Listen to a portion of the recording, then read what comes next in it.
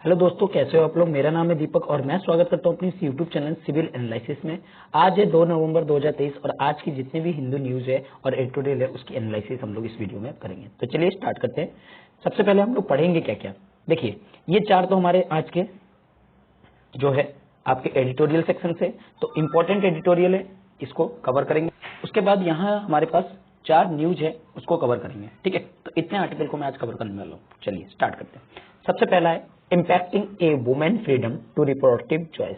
देखिए क्या हुआ, अभी एक आपने कुछ दिन पहले न्यूज पढ़ा होगा कि एक वुमेन जो है वो हाई कोर्ट पे, सुप्रीम कोर्ट में गई और वहां पे उन्होंने ये बताया कि मुझे जो है अपना अबॉर्शन कराना है। 26 वीक जो है उनको हो चुके थे। एक्चुअली वो मेंटली डिप्रेस्ड थी। ठीक है, क्योंकि वो ये नहीं चाहती थी कि वो तीसरे जो चाइल्ड है उसको करे। ठीक है, इसके वजह से उसने सुप्रीम कोर्ट का दरवाजा खटखटाया, जिसमें 2 जो आपके जजेस थे, फीमेल जजेस, उनकी एक्सप्लिटली जो है वर्डिक्ट आया था। दोनों के अलग अलग वर्डिक्ट जो है हमें सुनने को मिला था। ठीक है, तो उसी के ऊपर ये आर्टिकल जो है छपा है। ठीक है, ये कुछ दिन पहले ही हुआ था। तो क्या था पता है, तो अक्टूबर 16 में उस वुमेन का जो है नाम यहाँ पे नहीं दिया गया। ठीक है, तो एक्स कहा गया, x versus union of India. तो क्या क्या हो गया, अक्टूबर 16 में x versus union of India, the supreme court of India decline कर दिया जब परमिशन जो वुमेन को जो ये मांग रही थी कि हमारा जो है 20 वीक्स से ज्यादा हो चुका है प्रेगनेंसी और उसको हम लोग क्या करना चाहते हैं, टर्मिनेट करना चाहते हैं, उस चीज को लेकर डिक्लाइन कर दिया। ठीक है, एक जो बेंच है वो कौन प्रिसाइड कर रहे थे, आपके चीफ जस्टिस ऑफ इंडिया यानी कि DY चंद्रचूड़, और उसके साथ जो वुमेन है, वुमेन के केस जो था वो किसके अंडर में आ रहा है, मेडिकल टर्मिनेशन प्रेगनेंसी एक्ट जो 1971 था उसके स्कोप से अलग था। ठीक है, तो उस केस को ये देख रहे थे। तो यहां पे कोर्ट ने कहा कि भाई स्टैट्यूट परमिटेड जो है टर्मिनेशन ऑफ प्रेगनेंसी का वो बियॉन्ड 24 वीक्स हो चुका है। ठीक है, और सिर्फ हम लोग ये तभी कर सकते हैं जब ये एक्सट्रीम केस में चला जाए। ठीक है, यानी कि कोई अबनॉर्मलिटीज हो या फिर वुमेन्स की लाइफ पे एक बात आ जाए या डायरेक्ट थ्रेट हो, तब हम लोग क्या कर सकते हैं, इसके लिए परमिशन दे सकते हैं। उससे पहले हम लोग जो है परमिशन नहीं देंगे। ठीक है, तो ये चीज जो है आपके MTP एक्ट में है भी है।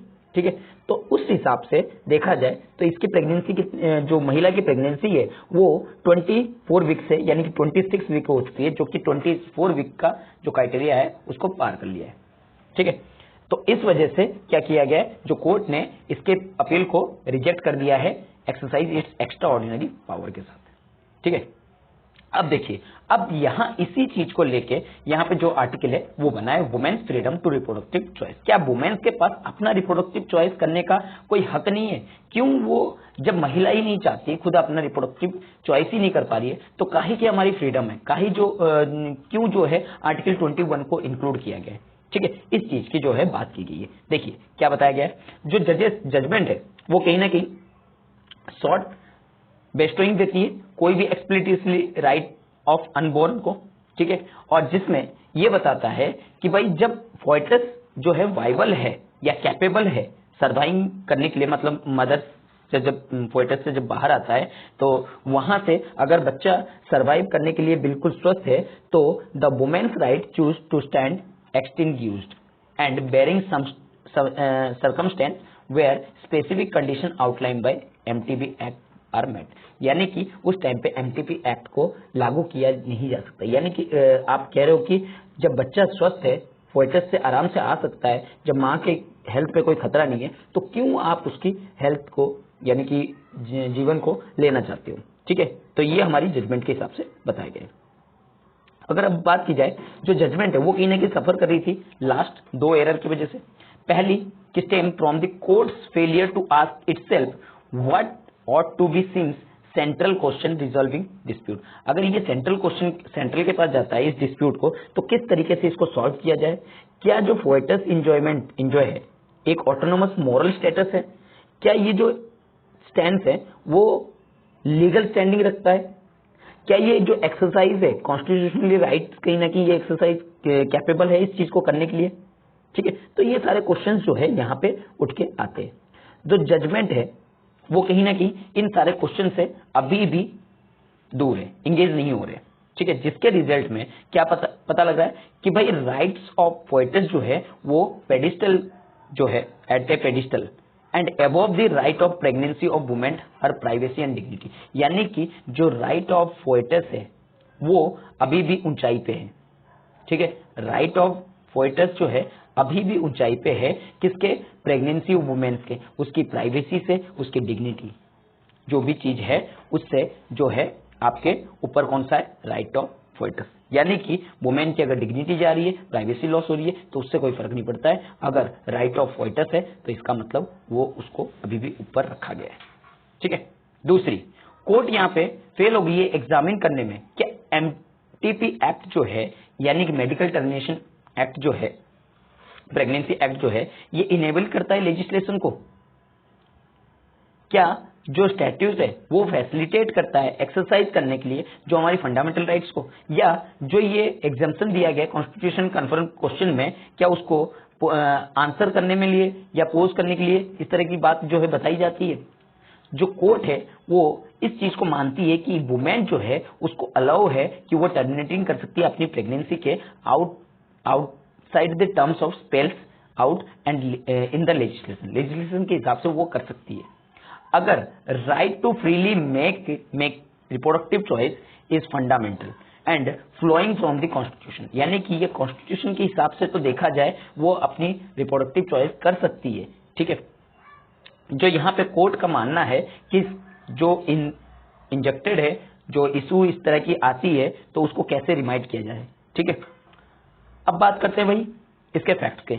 जो पिटिशन है वो 27 ईयर ओल्ड है। ठीक है, उम्र कितनी है? 27 ईयर ओल्ड। अब वो मैरिड है एक्स के साथ, वुमेन जो है वो एक्स है, यहाँ नाम नहीं बताया गया, जिसकी अभी भी 2 बच्चे हैं और जो छोटा है वो 1 साल का है अभी, और वो चाहती है कि वो अपनी प्रेगनेंसी को टर्मिनेट करे। ठीक है, लेकिन यहाँ प्रॉब्लम क्या आ रहा है? सी become aware her pregnancy 20 week, यानी कि जब वो प्रेग्नेंट हुई तो उसको नहीं पता था, वो 20 वीक के बाद क्या हुई? प्रेग्नेंट हुई। सी हैड लैक्टेशन एमोरेया, मतलब ये एक वो कंडीशन जिसमें वुमेन जो है ब्रेस्ट फीडिंग जो है होना चाहती है, स्टार्ट होना हो जाता है। ठीक है, तो ये क्या कहता है यहाँ पे? मेंस्ट्रुएशन जो है, मेंस्ट्रुइंग जो है वो बंद हो जाता है, और यहाँ पिटीशन जो है सबमिट करता है कोर्ट के पास कि वो अल्टीमेटली अंडरवेंट है अल्ट्रासाउंड स्कैन, और उसने इस चीज से पाया कि वो 24 वीक की प्रेगनेंसी हो चुकी है अभी। तो यहाँ पिटीशन क्या अपील करता है, रूलिंग क्या करता है? तो यहाँ एक्स जो है उसने 2 चीफ पिल्स दिए। ठीक है, मेन जो अपील की है वो 2 था। पहला, उसने जो सबमिट किया कि वो सफरिंग कर रही है पोस्ट पार्टम डिप्रेशन से, यानी कि उसकी मेंटल हेल्थ कंडीशन जो है उसको अलाउ नहीं कर रहा है कि वो दूसरे बच्चे को जो है जन्म दे। दूसरा, उसके हस्बैंड और वो खुद भी इस चीज को कह रहे हैं कि केवल जो अर्निंग मेंबर है फैमिली का, और they could ill afford to care the third child, यानी कि वो तीसरे बच्चों को जो है उसकी देखभाल नहीं कर सकते जिस हिसाब से अर्निंग है। तो इस फर्स्ट टेंस पे अक्टूबर 9 में कोर्ट ने इसको एग्जामिन किया और अपनी जो मेडिकल बोर्ड की रिपोर्ट है वो मेडिकल के पास इसकी रिपोर्ट को सबमिट किया। कहाँ? All India medical institute of, यानी कि एम्स में। ठीक है, और वो कहीं ना कहीं इसके जो रूल है वो इनके फेवर में गया।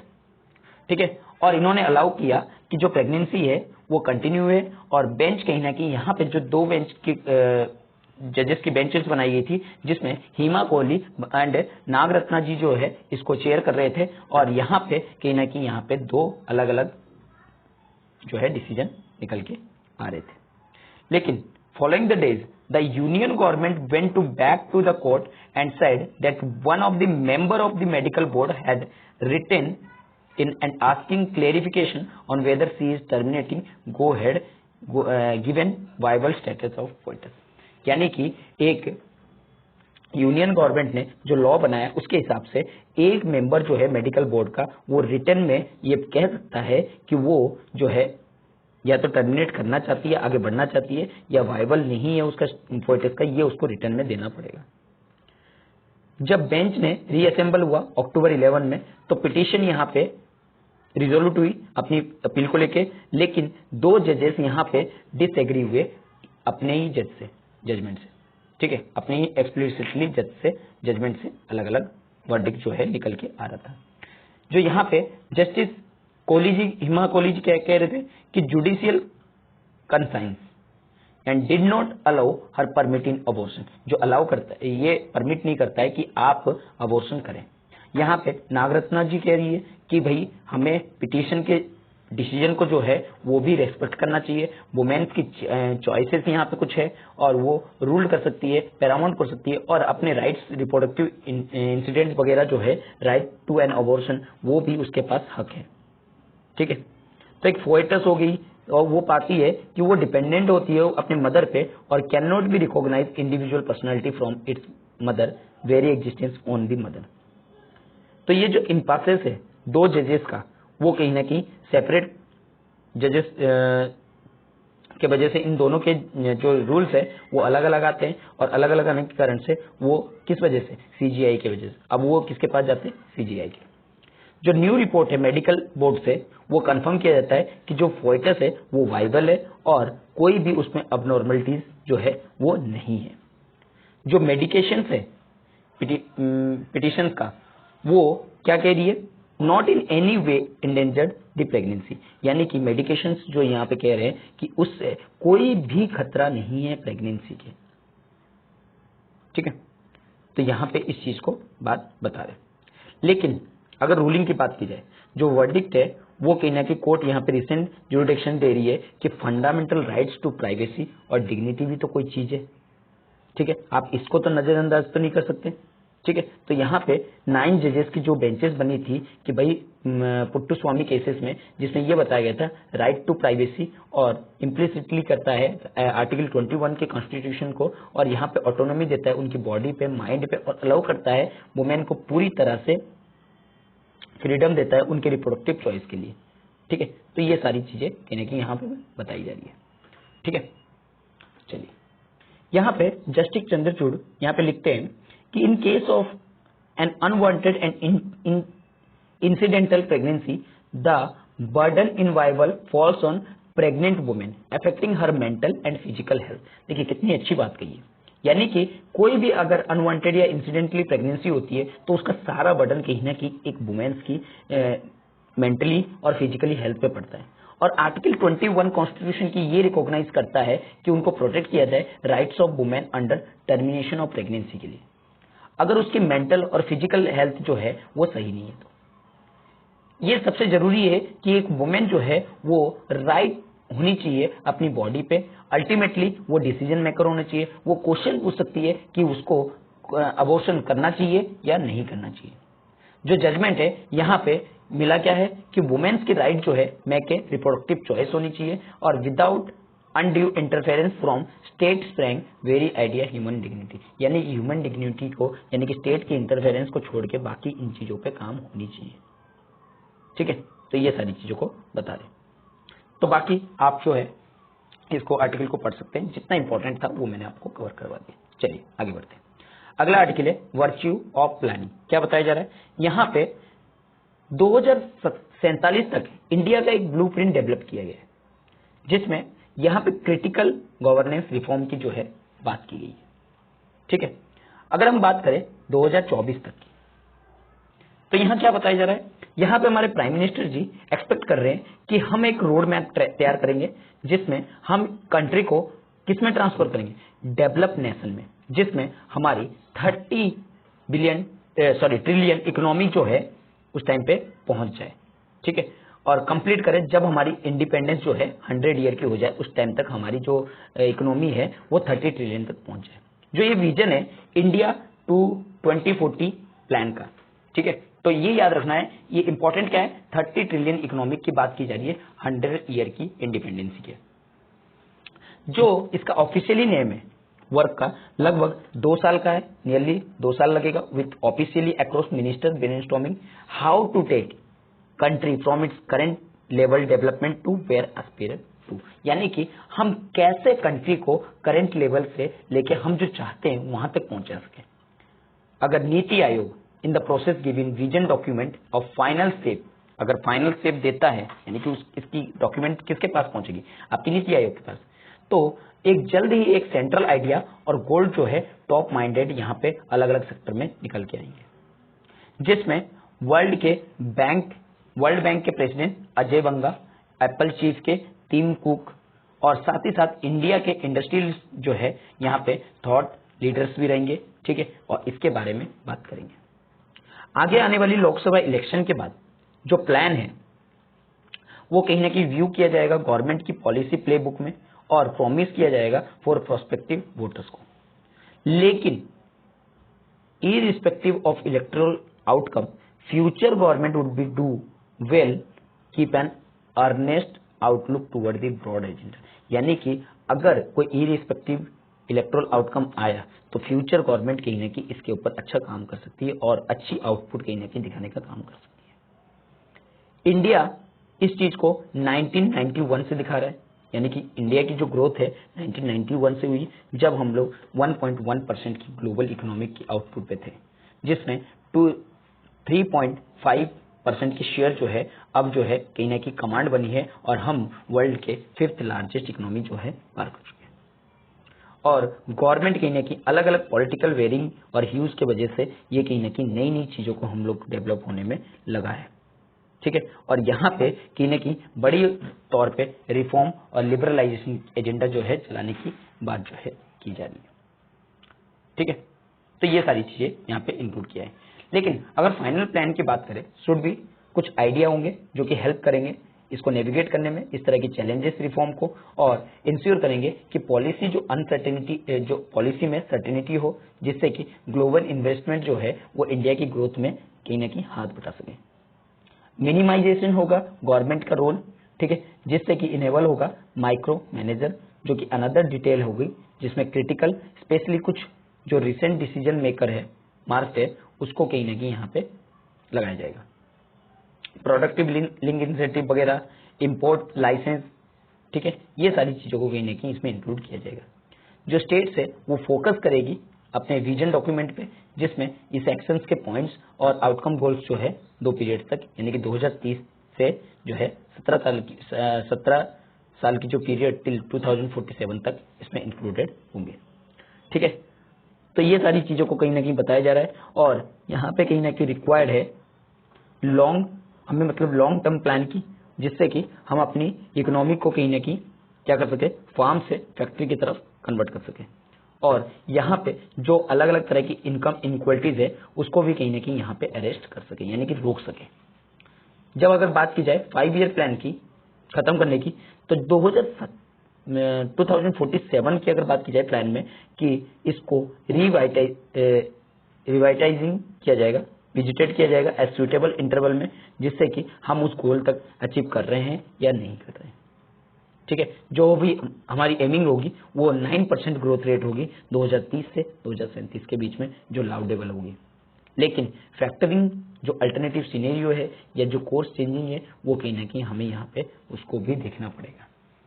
ठीक है, चलिए आगे बढ़ते हैं। अगला आर्टिकल है AI and the issue of human centric and copyright law. क्या बताया जा रहा है? द एग्जीक्यूटिव ऑर्डर जो है यूनाइटेड स्टेट की उसने इशू किया किसके द्वारा, जो बाइडेन के द्वारा एडमिनिस्ट्रेशन में अक्टूबर 30 में।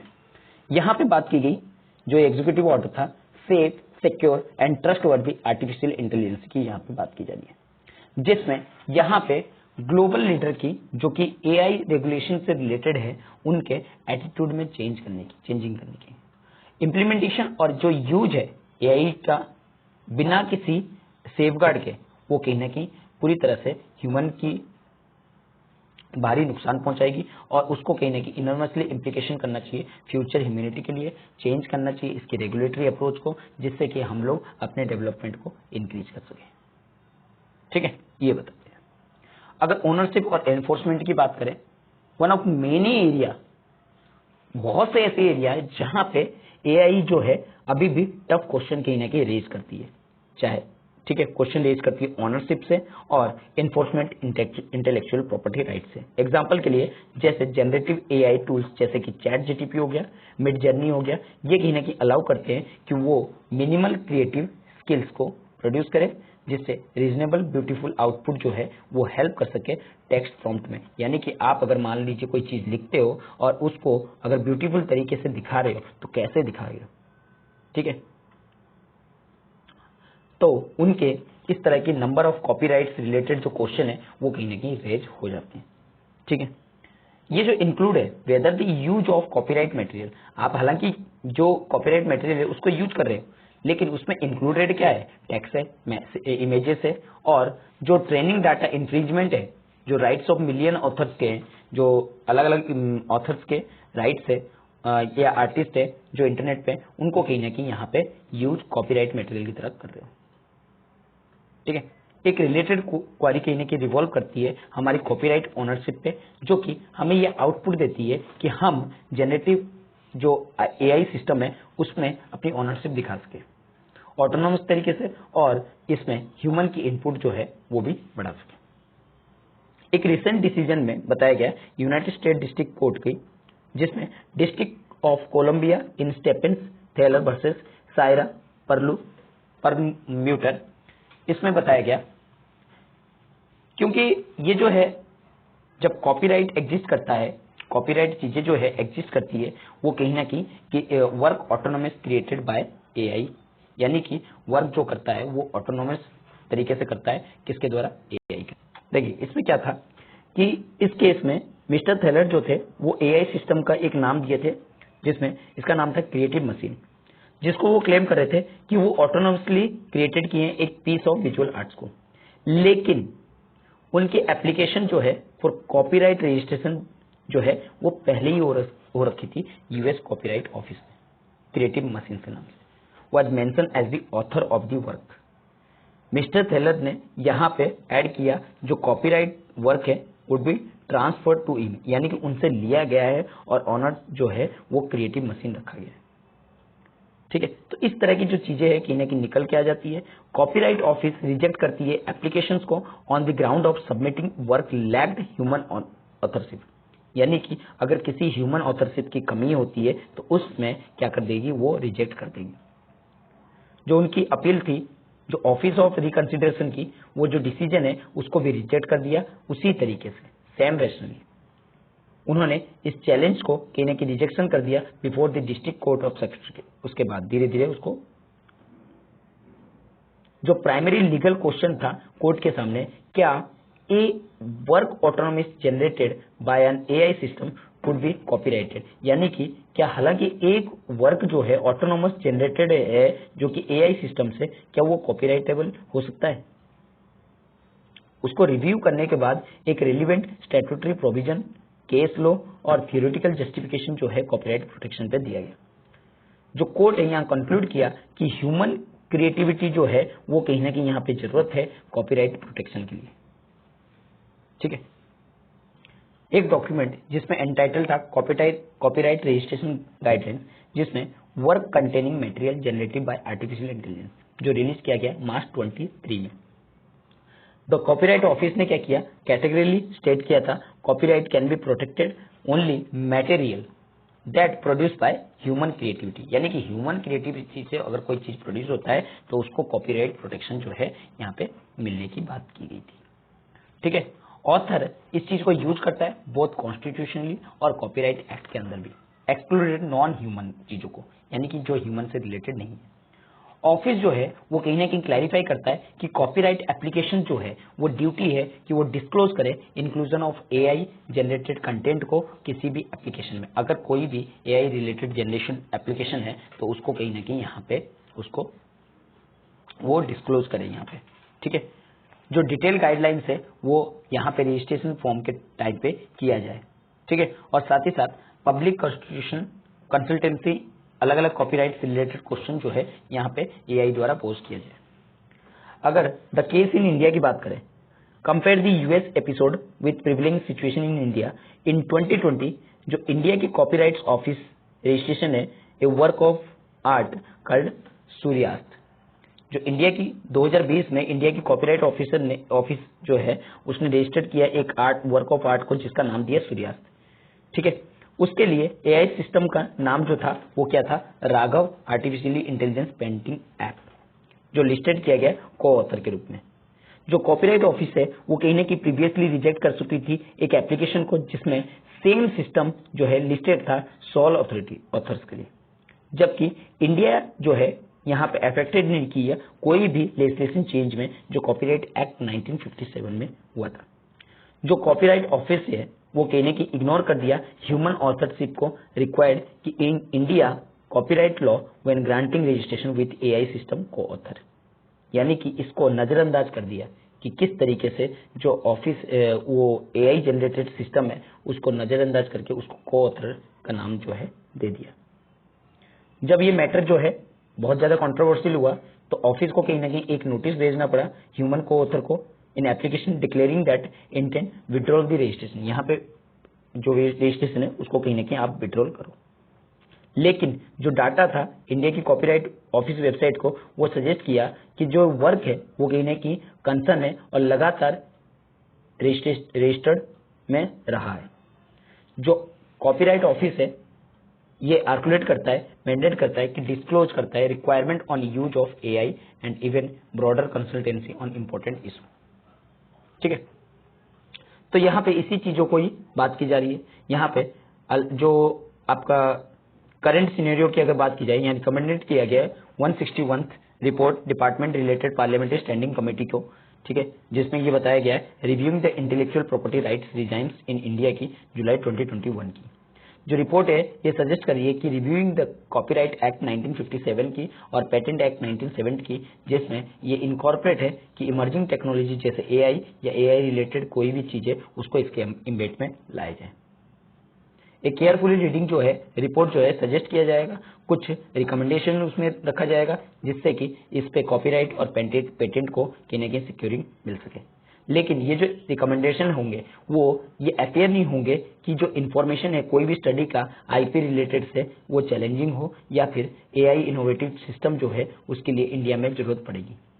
जो कमेटी है यहाँ मानती है कि जो पोटेंशियल है एडवर्स इम्प्लीकेशन के जैसे कि अप्रोच जो कि स्टार्टअप इकोसिस्टम इन इंडिया की ये एक अलार्मिंग सिचुएशन है और इस पे कहीं ना कहीं हमें काम करना पड़ेगा और यहाँ की कॉपीराइट्स की चीज़ों को कहीं ना कहीं एआई रिलेटेड कॉपीराइट जो चीज़ें हैं उसको कहीं ना कहीं सेपरेट करना पड़ेगा और यहाँ पे बात करनी पड़ेगी किस तरीके से हम इसको प्रोटेक्शन कर सकते हैं। ठीक है, चलिए आगे बात करते हैं। Parties unknown income rise despite electoral bond. देखिए क्या बताया जा रहा है। अभी 5 जजेस की जो कॉन्स्टिट्यूशन बेंच हुई थी उसमें हियरिंग किया गया था कि ये चैलेंजिंग किया गया था कि वैलिडिटी है कि नहीं इलेक्टोरल बॉन्ड स्कीम की। अटॉर्नी जनरल ऑफ इंडिया ने आर वेंकटरमणी ने क्या यहाँ पे सबमिट किया था सुप्रीम कोर्ट को कि ये स्कीम जो है प्रमोट करती है contribution of clean money to political parties के। लेकिन जो गवर्नमेंट है लॉन्ग स्टैंडिंग क्लेम कर रही है कि इलेक्टोरल बॉन्ड जो है वो पॉलिटिकल डोनेशंस जो है ट्रांसपेरेंट नहीं हो रहा है while protecting the identify the donor. ठीक है, जबकि बेंच ने यहाँ पे रेज किया पॉसिबल सिनेरियो को जहाँ पे इन्फ्लुएंस हो रहे हैं यहाँ पे परचेज जो कर रहे हैं इलेक्टोरल बॉन्ड को थ्रू अलग अलग अकाउंट्स के थ्रू अलग अलग पर्सन के थ्रू, यानी कि एक पर्सन मेरे पास एक्सेस नहीं है कि मैं एसबीआई से जाके वो चीज को परचेज कर सकूं, तो मैंने किसी थर्ड पर्सन को पकड़ा और उसने क्या किया इसको परचेज करके दिया, तो दिक्कत क्या होगी यहाँ पे डाटा लीक होने की चांसेस ज्यादा बढ़ेगी। ठीक है, the petition have the content unlimited and anonymous funding to political party legitimate corruption, जिसके वजह से यहाँ करप्शन जो है बढ़ने की चांसेस जो है वो हो जाएगी। जो डाटा पब्लिश हुआ है सालों साल एसोसिएशन ऑफ डेमोक्रेटिक रिफॉर्म में, जिसमें one of the petitioner through their annual report ये दिखाता है कि share of unknown source of income has only increasing after introducing electro bond, यानी कि इंट्रोडक्शन जब हुआ था इलेक्ट्रो बॉन्ड का तब से कहीं ना कहीं इंक्रीज होता हुआ नजर आ रहा है। जो अपोजिशन पार्टी है जो अपोजिट में है what scheme is in tends for, जो एडीआर कैटेगरी है वो कहीं ना कहीं इनकम बताती है पॉलिटिकल पार्टीज की 2 प्राइमरी कैटेगरी के, एक तो आपका नॉन तरीके से एक अननोन तरीके से। नॉन को फर्दर डिवाइड किया गया है आपके वॉलेंट्री कंट्रीब्यूशन के लिए ओवर जहां पे 20,000 से ऊपर की बात होती है और साथ ही साथ डोनर की डिटेल जो है वो भी प्रोवाइड कर दी जाती है इलेक्शन कमीशन ऑफ इंडिया को। और दूसरा आपका नॉन सोर्स जिसमें इनकम को जो है सेल किया जाता है मूवेबल चाहे इनमूवेबल एसेट्स के रूप में। ठीक है, तो अगर दूसरी तरफ बात की जाए अननोन इनकम में, यहाँ पे एक और चीज है, वॉलेंट्री डोनेशन जो है वो 20,000 से कम की हो। तो यहाँ मनी जो ऑप्टेन होती है इलेक्ट्रो बॉन्ड से सेल करने के बाद कूपन को या फिर अलग कोई मीन से, तो वहां पे डिटेल जो है वो अनडिस्क्लोज होता है, यानी कि डिस्क्लोज नहीं किया जाता है। ठीक है, तो यही सारी चीजों को यहाँ पे बताया जा रहा है कि किस तरीके से नेशनल पार्टी जो अभी पावर में है वो 66% जो है फाइनेंशियल ईयर 15 और 17 के टाइम पीरियड में 66% से 72% हो गई है फाइनेंशियल ईयर 1922 के टाइम पे। जो डाटा है फाइनेंशियल ईयर 18 का, जो ईयर स्कीम दिखाता है, इंट्रोडक्शन जब हुआ था यहाँ पे एक्सक्लूडेड एनालिसिस जो है एक्सक्लूडेड कर दिया गया था। ड्यूरिंग टाइम फ्रेम जो बीजेपी है वो कहीं ना कहीं इस चीज को दिखाती है कि उसकी शेयर जो है अननोन इनकम जो है 58% से 68% बढ़ी है। देखिए ये पॉलिटिकल चीजें है, कुछ चीजें पॉलिटिकल जो चीजें हैं उसके अंदर में नहीं जाएंगे। आपको सिर्फ यहाँ पे इलेक्ट्रो बॉन्ड को जानना है और कौन इशू करता है, एसबीआई करता है, कितने दिन के लिए करता है, 15 डेज के अंदर अंदर आपको क्या करना होता है, इसमें मनी में कन्वर्ट करना होता है। यानी कि एक डोनर अगर आज खरीद रहा है तो उसके अगले 15 दिन के अंदर अंदर इसको क्या करना होगा, आपको डोनर को देख के उसको आपको इनकैश करवा लेना होगा। ठीक है, तो ये चीज बता रहा है। चलिए आगे बढ़ते हैं।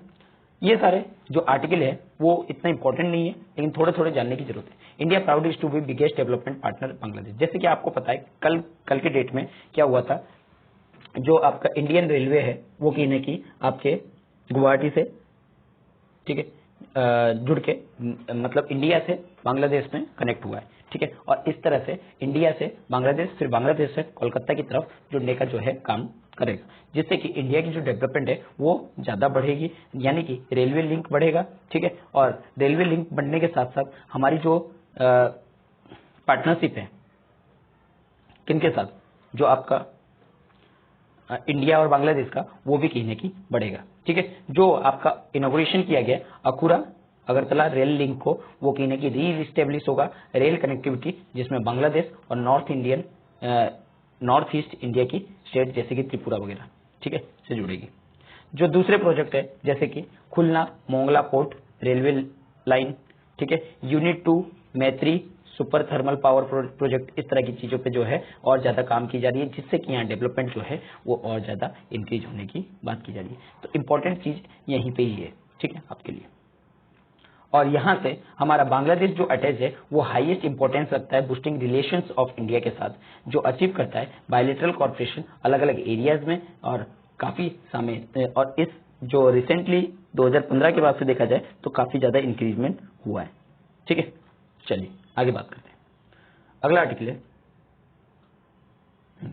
53 accident 19 death per hour in road crash in 2022, ये मिनिस्ट्री का कहना है। देखिए जो हमारी रोड नेटवर्क है, हम रोड नेटवर्क बढ़ाते जा रहे हैं, एक्सप्रेस को इंक्रीज करते जा रहे हैं, रोड्स को इंक्रीज करते जा रहे हैं, लेकिन क्या हम सेफ्टी को इंक्रीज कर पाए?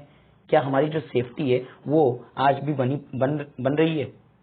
अभी भी अगर देखा जाए 53 एक्सीडेंट और 19 डेथ जो है हर एक घंटे में हो रही है, यानी कि एवरेज देखा जाए तो 1264 एक्सीडेंट और 42 डेथ जो है डेली हो रही है रोड क्रैश से लास्ट ईयर के मुकाबले।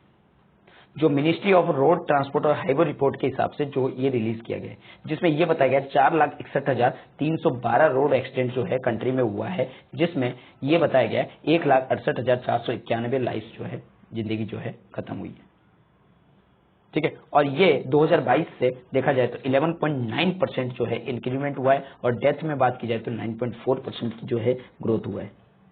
ठीक है, तो यानी कि पर 100 जो है किल्ड हुए हैं पीपल के हिसाब से ये बताया जा रहा है। तो किसके हिसाब से? पर 100 एक्सीडेंट के हिसाब से बताया जा रहा है। ठीक है, अगर हम बात करें अलग अलग जो ये एनालिसिस किया गया सेव लाइफ फाउंडेशन के द्वारा, एक क्रैश सिवियरिटी जो है 38.15 है। इंडिया की रैंक जो है 20 है सबसे रोस्ट कंट्री में रोड क्रैश में।